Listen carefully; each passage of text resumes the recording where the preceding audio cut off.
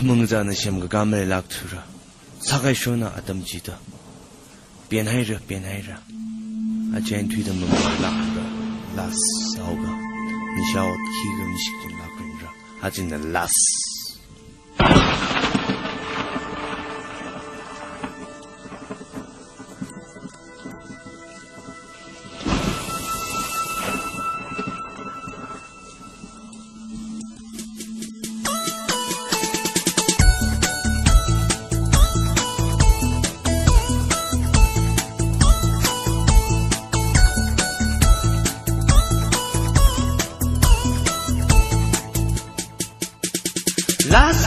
Last, gatang malay.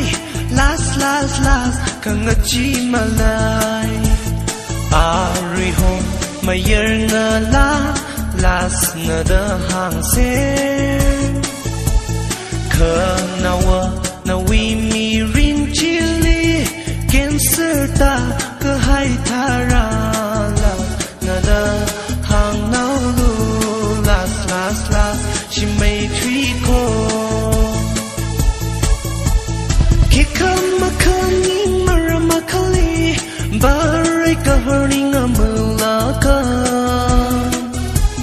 Kasham ungli, baho kwili. Nikamati taranate.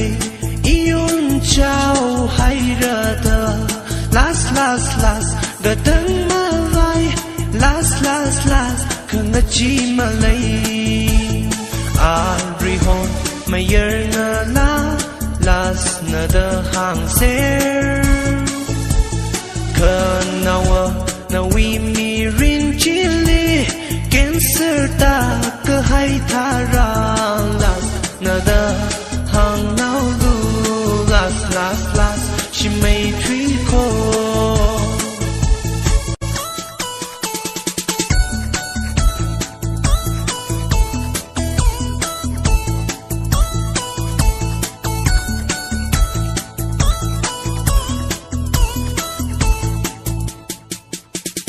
Last, gadang malay. Last, kangachi malay. Ari hon, mayer na la. Last na da hang ser.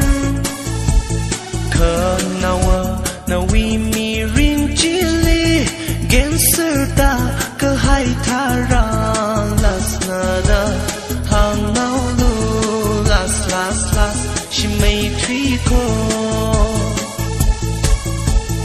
Later she got the shungi talama. Ki wivang zakanang asaksyon. Bang we haida shao ke vai kui. Kong la a zika ni tua ping. Hen ke me sam pang hao la. Last, gadang malay. Last, kangachi malay. Ari hon, mayer na la. Last na da hang ser. Kanawa na we mi rin chili. Cancer ta kahai thara.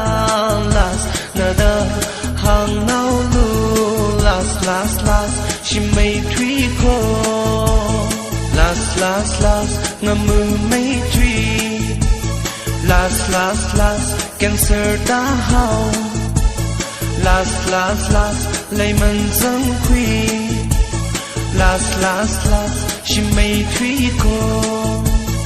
Last, she lui your house. Last, gadang